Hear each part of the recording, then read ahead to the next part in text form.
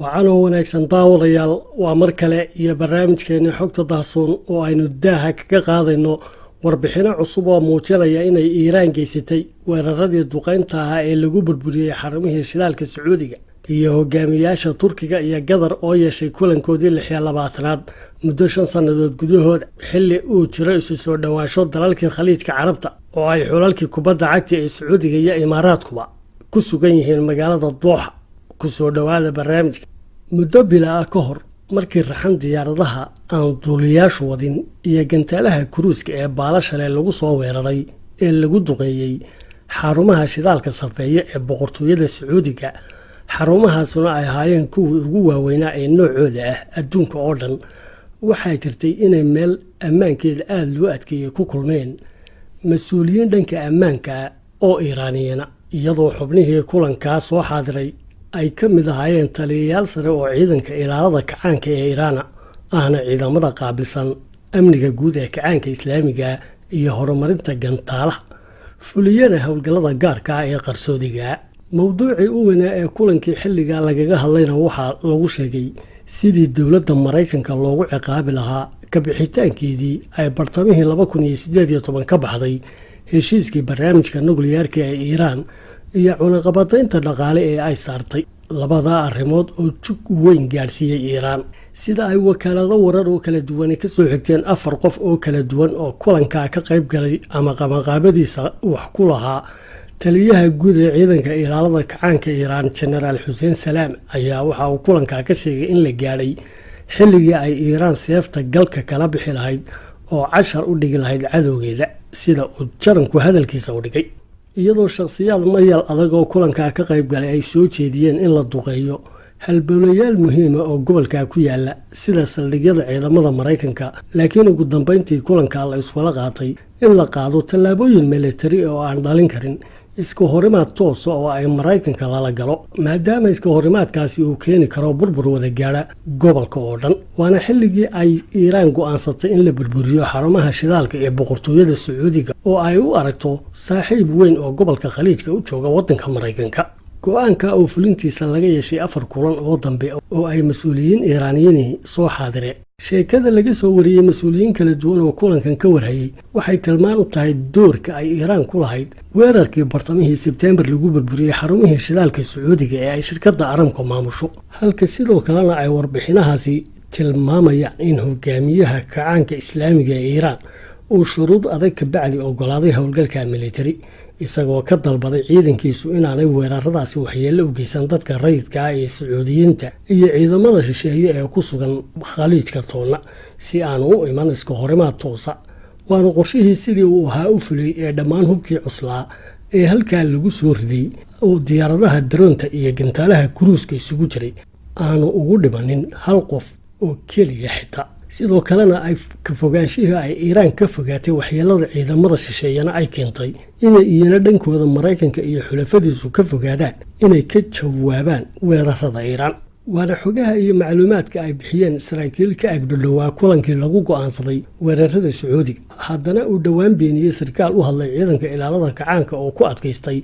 inaana Iiraan wax lugaba ku lahayn weeraradii Sacuudiga la kulmeen ergeyga Iiraan u fadhiya qaramada midoobay Cali Rida Yusufi oo ay saxaafadda Mareykanka ka howlgashaa wax ka weydiisay kulanka qarsoodiga ee la sheegay iyo go'aamada la leeyahay waa lagu qaatay ee weeraradii Sacuudigu ka mid yihiin ayaa waxa uu ku tilmaamay warar aan waxba ka jirin halka sidoo kalena aanay Sacuudiga iyo Mareykanka toona warbixinahan cusub waxba ka odhanin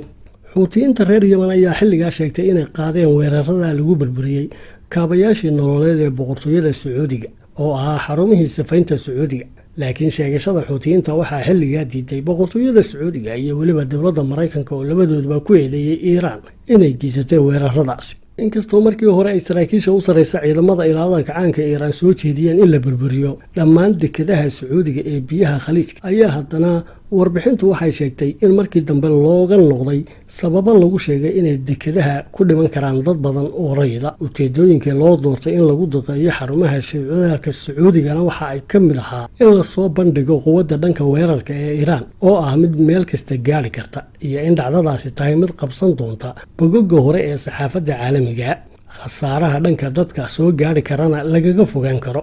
dhaqaale ahaanna burburinaysa cadowga Iiraan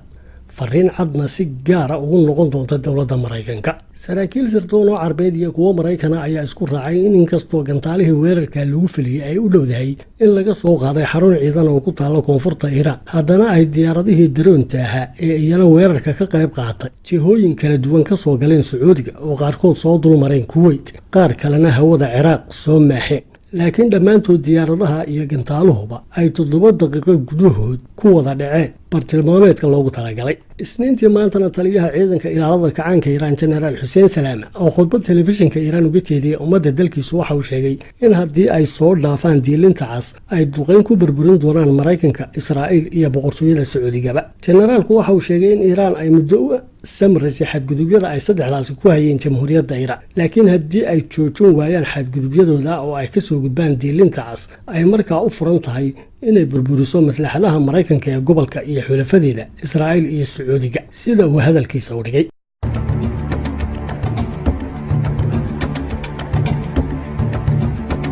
madaxweynaha Turkiga Recep Tayyip Erdogan ayaa booqasho uga bilaabatay dalka Qatar kadib markii uu soo gaaray Isniintii maanta oo isla markiiba hadal ka jeediyay kulan ay saldhigga Turkiga ee magaalada Dooxa ku leeyihiin hogaanada sare ee wadajirka ee ciidamada Turkiga iyo Qatar, isagoo madaxweynaha Turkigu halkaa ka sheegay inay lama huraan tahay inaanay ciidina ka cadhoorin joogitaankooda ciidda Qatar oo uu ula jeedo ciidamadiisa ku sugan waddankaasi. waana booqashada Erdogan ee Qatar oo ay ku weheliyaan mas'uuliyiin waaweyn oo xukuumaddiisa ah sida wasiirka difaaca Khulusi Aka, wasiirka maaliyadda Barai Tiberat iyo gudoomiyaha hay'adda sirdoonka Hakan Fidan oo ay la socdaan xubno kale oo wasiirra, iyadoo ay Erdogan iyo Ameerika Qatar Sheikh Tamim bin Hamad si wadajir ah u gudoomiyeen kulankii shanaad ee gudiyada istiraatiijiyadda sare ee Qatar iyo Turkiga. waxaana labada wadan kala saxiixdeen heshiisyo dhinacyo badan ah sida iskaashiga warshadeynta, dhaqanka iyo caafimaadka, qorsheynta magaalooyinka iyo mulkiyadda hal-abuurka. waxaana guddiga istiraatiijiyadda wadajirka ee labada dowladood ay hore u wada yeesheen 4 kulan oo lagu kala saxiixday 45 heshiis. kulankan shanaadna waxaa lagu kala saxiixday 7 heshiis oo kale, taasoo ka dhigi doonta tirada heshiisyada 52 heshiis oo 5 kulan lagu gaadhay. iskaashiga labada dowladood u dhaxeeyana waxaa cadeynaya in kulan madaxeedka Erdogan iyo Sheikh Tamim ku dhexmaray magaalada Dooxa uu yahay